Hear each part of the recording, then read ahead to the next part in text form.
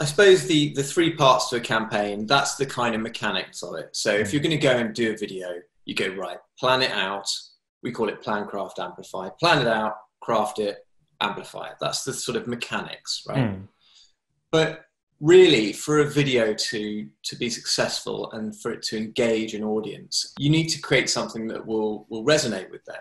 You know, that it will feel like it's speaking directly to them and you know, touch part of them and make sense for them. With that in mind, you know, we started to sort of scratch our heads about what does that condense down to? You know, what is the sort of secret elements of a really successful piece of video content? And we decided that it was based around this idea of creating resonance. So how do you create resonance with your audience? And we identified 5 key steps to that, 5 key elements. And when we create content now, we always benchmark our content against these 5 elements.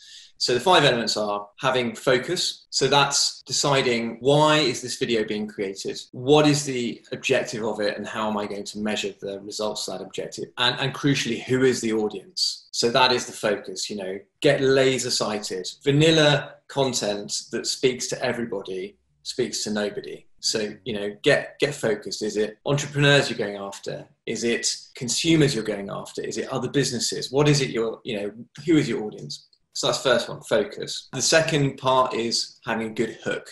This applies really across the board. It's not just video, I think. You know, it can be your sales decks. It could be your website. It could be how you present yourself in a quick elevator pitch. What is the hook? Like, why am I going to want to watch this video? What's in it for me? So that really comes down to, what is the idea behind this piece of video content? Am I creating a really snappy advert that's going to grab someone's attention? Am I creating a brand film for my business that tells my story? But whatever it is, you've got to hook the audience in. So we've got focus and hook. The next one is you have to create an impact.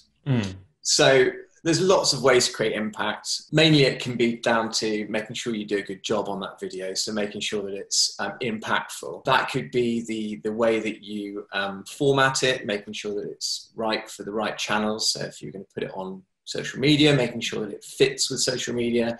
You're going to put it on your website, make sure it fits with your website. But also just in the way you sort of reel people in, you know, it doesn't hurt to literally have the first 3 seconds being really, really punchy and exciting, because people's attention spans are so short that, you know, you have to create impact. You've got to create a memorable piece of content. So we've got focus, we've got hook, we've got impact. Then we get on to probably the most important part, which is storytelling. I'm interested in that. Yeah. Storytelling is a big one. So you can go back beyond the video you're creating and think actually about your company's story, because that's what you're actually representing. So a story is, stories have been used obviously since the dawn of man. I mean, you know, from sitting around a campfire, telling each other stories about the ancestors, through to modern day when we're, you know, sending people videos on, you know, via WhatsApp or whatever. It's basically the same principles of good storytelling apply. It's really simple, you know, have a beginning, have a middle, have an end. It goes,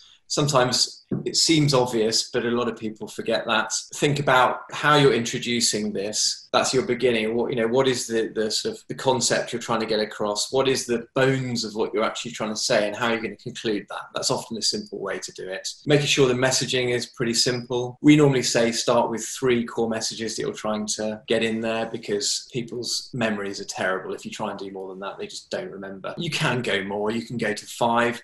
But if you start going to trying to cram too many things into one video, the story will get lost, and people will forget what you're talking about. And also just think about, what is it you're trying to present from yourself as a company? In today's world, people care a lot about the companies that they're buying from. You know, purpose is important. So what is it that you're trying to represent? What is your mission? You know, what is it that you're trying to project out into the world? And that is the story you're telling with the videos. You can get into all kinds of other stuff as well to do with storytelling mechanics. But if you haven't read Donald Miller's Story Brand, is a good place to start that book if you want to find out about good storytelling. Yeah, I have read the book, amazing, and I also highly recommend it to our listeners. Yeah, it's a great one. So those are the 4, and then the final one.